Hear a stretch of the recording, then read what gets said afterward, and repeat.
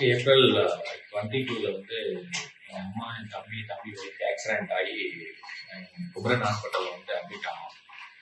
Admit ஆனதுலேருந்து எல்லாருமே ரொம்ப multi இன்ஜுரியை வந்து ஜாயின் பண்ணோம்.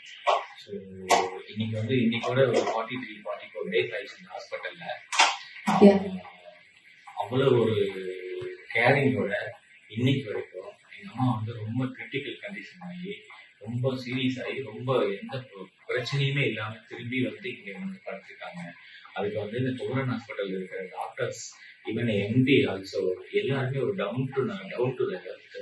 ஐசியூ இருக்கிற doctors Karthik sir, Anand sir, Nithyavathi madam and Praveen sir and almost எல்லா டாக்டர்ஸும், முக்கியமாக சந்தானம் சார், மேபி நியூராலஜி அவரும் அப்படிதான்.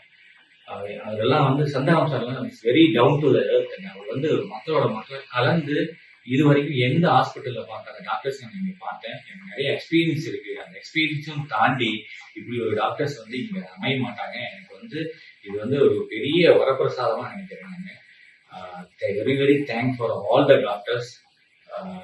இந்த ஒரு தருணத்துல நான் யாருமே வந்து இந்த ஒரு வெல் ஃபார்ம்டு டீம் இது.